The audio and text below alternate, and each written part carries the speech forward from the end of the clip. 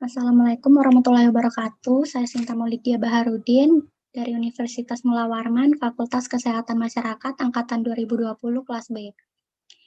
Di sini saya akan memenuhi tugas dasar ilmu gizi Kesmas dengan tema anemia pada anak sekolah dasar.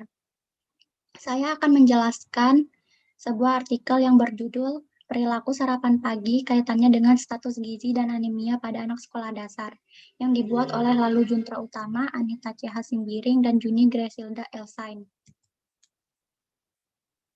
Selanjutnya saya akan menjelaskan pendahuluan.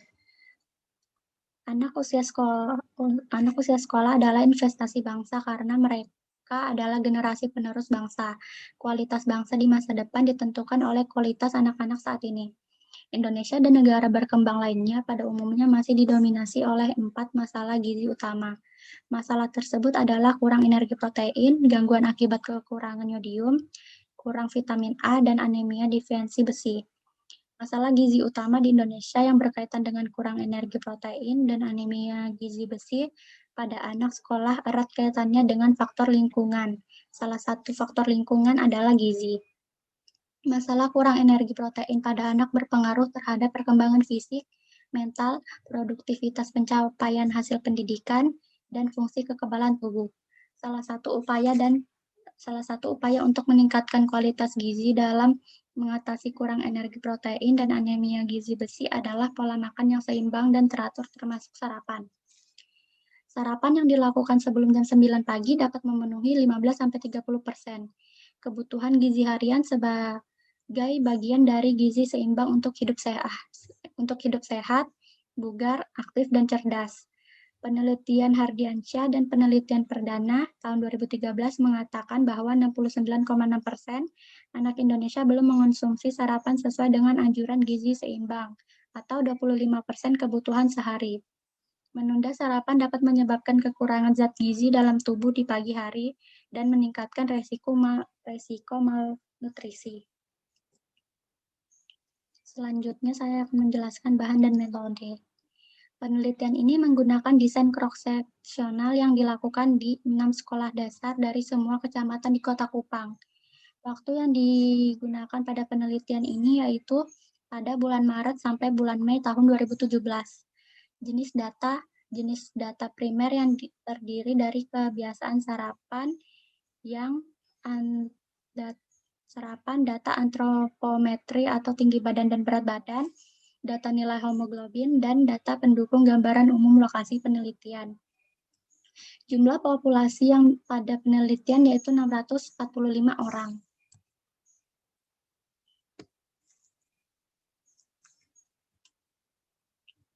Hasil penelitian ini menjadi 2 kelompok, yaitu anak sekolah yang bersekolah di sekolah dasar negeri dan sekolah dasar swasta di Kota Kupang. Karakteristik anak yang diamati meliputi jenis kelamin, umur, jenis kelamin, jumlah saudara.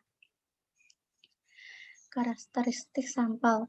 Kurang dari 10 tahun, di sekolah dasar negeri terdapat 56 responden, yaitu 21,9%. Dan di sekolah swasta terdapat 115 responden, yaitu 30,3%. 10 sampai 11. Di sekolah negeri terdapat 175 responden, yaitu 66%. Di sekolah swasta terdapat 241 responden, yaitu 63,4%. Umur 12-13 tahun di sekolah negeri terdapat 32 responden, yaitu 12,1%. Di sekolah swasta terdapat 24 responden, yaitu 6,3%. Totalnya yaitu sekolah negeri 265 responden, sedangkan di sekolah swasta terdapat yaitu 380 responden. Jenis kelamin. Laki-laki di sekolah negeri terdapat 124 responden, yaitu 46,8%. Sedangkan di sekolah swasta terdapat 213 responden, yaitu 56,1%. Perempuan di sekolah negeri 141 responden, yaitu 53,2%. Di sekolah swasta terdapat 167 responden, yaitu 43,9%. Jumlah saudara yang kurang dari 3 di sekolah negeri 59 responden, yaitu 22%. Di sekolah swasta 153 responden, yaitu 40,3%. Jumlah saudara yang 3-5 orang, yaitu di sekolah negeri 182 responden, yaitu 68,7%. Di sekolah swasta 201 responden, yaitu 52%. Lebih dari 5, yaitu di sekolah negeri 24 responden, yaitu 99,1%. Di sekolah swasta 26 responden, yaitu 6,8%. Penelitian ini dilakukan pada anak sekolah dasar negeri dengan rentan umur 8-13 tahun. Anak sekolah dasar negeri yaitu 21,9% berumur di bawah 10 tahun. Umur 10-11 tahun yaitu 66%. Dan umur 12-13 tahun yaitu 12,1%. Anak yang sekolah di sekolah swasta juga sebagian besar 63,4% berumur 10-11 tahun. Anak yang sekolah di sekolah dasar negeri sebagian besar 53,2% berjenis kelamin perempuan, sedangkan pada anak yang sekolah di sekolah swasta yaitu 56,1% berjenis kelamin laki-laki.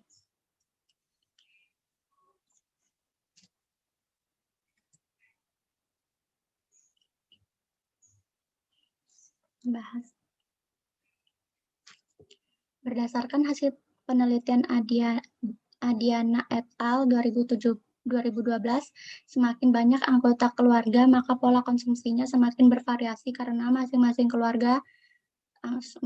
anggota rumah tangga belum tentu mempunyai selera yang sama. Jumlah anggota keluarga berkaitan dengan pendapatan rumah tangga yang akhirnya akan mempengaruhi pola konsumsi rumah tangga tersebut. Pendidikan gizi yang komprehensif melalui pendidikan atau penyuluhan gizi akan menghasilkan perilaku individu atau masyarakat dalam upaya mengatasi perbaikan pangan dan status gizi yang lebih baik melalui pendekatan edukatif.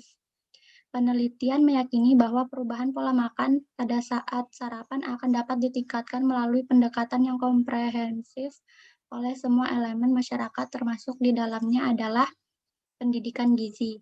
Oleh karena itu, perubahan pola makan dan minimnya akses pangan dapat membuat anak-anak mengalami masalah gizi.